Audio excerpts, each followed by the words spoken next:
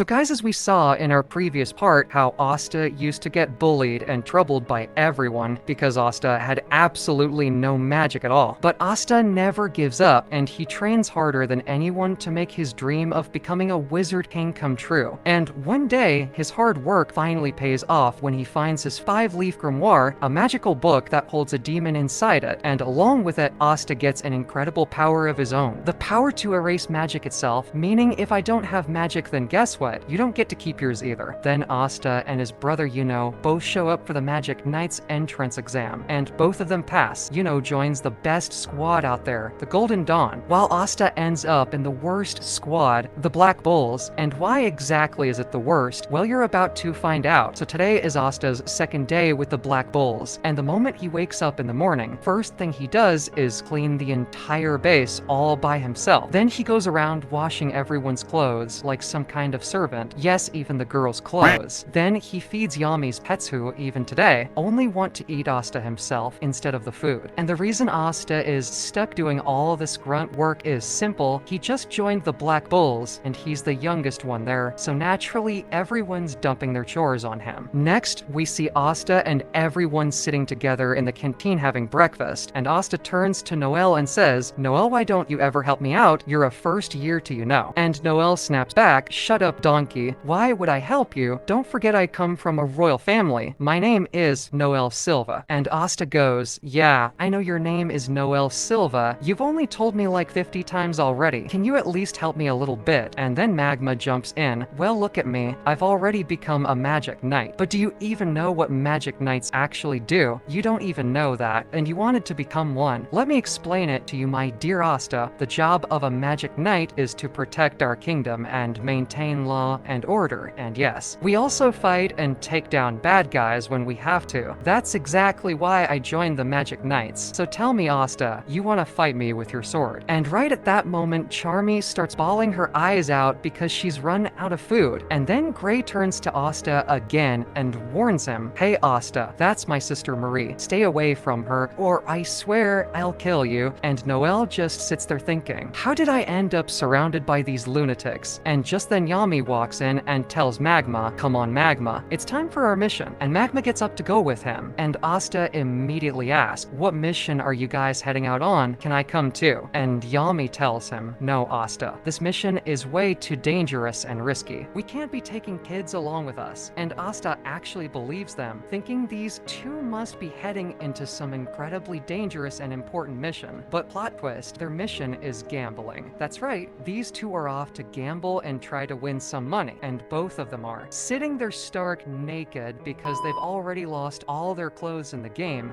One more round, deal the cards, alright. But this time, Captain Yami, what are you willing to bet? Not my underwear. That's non-negotiable. That thing means way too much to me. This time, I'll bet my grimoire instead. Wait, no, Yami, sir, what are you doing? Your underwear can't possibly mean more to you than your grimoire? Quiet, Magma. I refuse to back down. A true warrior never gives up. Remember that, and just watch. This time, I'm winning for sure. No, I can't hold onto your grimoire. Alright, fine. But if you lose this round, you'll owe me a favor, and your underwear become mine too. But if you win, I'll return every single thing you've lost so far. Deal? You've got yourself a deal. And buddy, that was a huge mistake. Jiraiya, deal the cards. You heard Captain Yami. Deal them right now. And this time, Jiraiya, sir, there's no way you're winning this one. And both of them end up losing even their underwear in the bet. After that, Magma hands Asta and Noelle their very first mission, the job this old man had actually given to Yami. Listen, carefully, Asta, Noelle, this is your first mission, and it's a dangerous one. You two need to head over to Suzy Village and capture some wild boars that have been causing trouble for the villagers. What kind of mission is this? This doesn't suit someone like me, a royal. Make Asta do it. And if you two lose, why? Should we go? Right at that moment, Yami stands up and says, either you go on this mission or you die. Now decide. Fine, we'll go. After that, Magma, Asta, and Noelle get ready to head out to Suzy Village. Alright, you two go grab your flying brooms. I can't fly on a broom. Me neither, senpai. If you two can't even fly a broom, then how did you pass the entrance exam? Alright, fine. There's no other way. You two are coming with me. And Magma pulls out his magical broom, which looks absolutely insane, and Asta instantly becomes a huge fan of it. Why is it so cool. Hey Asta, this broom of mine is called Crazy Cyclone. It's amazing, senpai. And Magma lifts both of them up and starts flying towards Suzy Village. And since this is Asta's first time flying, he gets so excited he actually starts dancing in the air. Hey Asta, hold on tight or you're gonna fall. Got it, senpai. And Asta grabs onto Noelle instead. You idiot, hold the broom, not me. And Noelle straight up drops Asta, but Magma manages to catch him just in time. Meanwhile, over in Suzy Village, some mysterious magicians have shown up, and right in front of them appear the very same boars our trio came to hunt. The boars attack these magicians, but this one lone magician takes them all down with terrifying ease, and this guy wields ice magic, so this is the place where the magic stone is. Go find it. And after saying that, this man casts a strange and unsettling spell over the entire village. A little while later, Asta and the others finally reach the forest near Suzy Village, where Asta suddenly gets surrounded by one of the boars, and Noelle, trying to save him, fires off a magic attack at the boar, but as we already know, her aim is absolutely terrible, and she ends up hitting. Asta instead, with no other option left, Asta pulls out his sword and takes down the boar in a single hit, but then 3 more boars show up in front of him. But come on, no boar stands a chance against our Asta. He wipes them all out single-handedly, and then Magma carries them the rest of the way to Suzy Village. Noelle asks Magma, so this is the village whose mayor once defeated you and Captain Yami. Yeah, that man's name is Jiraiya, and he's genuinely incredibly strong, both in gambling and in battle. Honestly, when I first got my grimoire, I attacked this village trying to become its ruler. But then Jiraiya, sir, absolutely destroyed me. I still remember that day. He's old, sure, but he's insanely strong, and he's the one who trained me to become a magic knight. He's truly one of the kindest people out there. And just then Magma, Asta, and Noelle arrive near Suzy Village, which they find completely wrapped in a strange icy mist. Isn't today's weather kinda weird, Magma senpai? You idiot, that's not weather, that's magic. Asta, hurry up, do something. What am I even supposed to do about this? Man, you really are slow sometimes. Just cut through the magic with your sword. Oh, right, okay. And Asta slices through the ice mist with his sword, and the 3 of them see that the entire village has been taken hostage by Ice and his men, and Ice is about to wipe them all out with his magic. But right at that moment, Magma jumps in and saves everyone. All the villagers are overjoyed to see Magma, and as he moves closer, he realizes Jiraiya is already gone. He protected the villagers with everything he had, right up to his very last breath. Oh, so you guys made it inside, huh? Well, good. I was getting pretty bored in here anyway. And Ice unleashes an enormous and powerful magic. Attack straight at Magma, one he wouldn't have been able to dodge, but right then, Asta cuts straight through the attack with his anti-magic sword. Ice is left completely stunned. What kind of magic power is this? I've never seen anything like it before. And Asta looks straight at him and says, you're finished, and he charges at Ice with his sword. The others try to attack Asta too, but as long as he's holding that sword, their attacks can't even touch him. Ice looks at Asta and says, well, kid, not bad at all. I honestly had no idea a useless squad like the Black Bulls had someone with such a rare and unique magical power like you. But tell me, why exactly do you want to protect these animals so badly? Wait, what did you just say? Animals, look around you. All these people sitting here don't even have enough magical power to protect themselves. They're literally begging others to save their own lives. That's all they are. Animals, join our team instead, and in return, I'll make you richer than you could ever imagine. You could live the rest of your life in comfort. Why would you waste your life for the sake of these animals? And hearing those words takes Asta straight back to his childhood, back to when he used to ask Sister, Lily, sister, why do we live in such a small village? Why don't we move to a big city, or somewhere the Wizard King lives? Listen, Asta, only people with extremely strong magical power, or people who are extremely strong themselves, get to live in a place like that. Just you watch, Sister Lily. One day I'll become the Wizard King, and then all of us will live together in the Wizard King's palace. All right then, I'll be waiting for that day. And coming back to the present, Asta looks straight at Ice and says, these people you're calling animals, they're not the animals here. You are, because you don't have even a shred of humanity inside you. And that's the one thing that truly makes someone human. These people work hard every single day just to feed themselves. They live their lives happily, and they never hurt anyone. These are the real humans here. And with that, Asta charges at Ice again. You're just as foolish as the rest of them. Now die. And once again Ice trapped the entire village inside his icy mist along with himself, surrounding Asta and everyone else with sharp ice blades, unleashing attack after attack. Asta stands alone, taking every single hit while protecting Magma, Noelle, and all the villagers. But he's getting exhausted fast. How long do you plan on fighting, kid? I can keep attacking you for days if I have to. Sooner or later, you'll get tired or you'll make one mistake, and that mistake right there will be the last moment of your life. One slip and you're finished. And honestly, I don't think your little friend here is gonna last much longer either, not while trying to protect himself and all these animals. Asta starts panicking inside, thinking if he keeps focusing on defending himself, Magma, Noelle, and the entire village are going to die. And right at that moment, one of Ice's attacks lands directly on Asta. Noelle tries to attack Ice too, but her aim is as terrible as ever, and it misses completely. Ice turns to her and says, "Oh, you're from a royal family, huh? Then you're the one I'll kill first." And hearing that, fear floods through Noelle. She realizes there's no way they can win this fight, and she starts to run, but suddenly a little girl grabs onto her and pleads, "Please don't leave us, please help us." And in that instant, something shifts inside Noelle, because for the very first time in her life, someone has actually asked her for help. Noelle looks at the girl and says, "Don't worry, I won't let anything happen to you. My name is Noelle Silva of the Silva family." And right then, a brand new magical attack awakens inside Noelle's grimoire, and using this new power for the very first time, she wraps every single villager inside a protective water magic shield. Magma is genuinely impressed, and even Ice realizes Noelle is hiding way more magical power than he expected. And that's exactly the opening Asta has been waiting for, like a lion patiently stalking its prey. And the second he sees his shot, he strikes Ice from behind. Ice looks at him in pure shock, realizing there's no way he can dodge this one. And Asta plunges his sword straight into Ice's chest, but somehow the blade doesn't quite reach his heart. And in that same instant, Ice retaliates, blasting a hole straight through Asta's stomach with his magic, sending him crashing to the ground. Ice walks over to him and says, "Go ahead, writhe in pain for a little while, and then you'll die on your own." And with that, Ice turns away and starts breaking apart Noelle's shield with his magic. Magma watches in fear, realizing there's no way they can beat Ice, and he makes up his mind. Maybe, just maybe, this is the moment to finally repay everything Jiraeus ever did for him. And Magma decides right then that he'll fight Ice with everything he has, even if it costs him his very last breath. Ice is just about to shatter Noelle's shield completely, but Asta drags himself up and attacks Ice from behind once again, only for Ice to injure him even worse and send him flying. "You still haven't given up, kid." And Asta keeps getting back up again and again, attacking, getting hit, falling, and standing right back up. Magma watches him and realizes, no, this kid can't die, not until every single villager is safe. Ice asks him, "Why are you so obsessed with saving these animals, kid? What could you possibly gain from protecting them?" And Asta answers, "Saving them earns me their blessings, and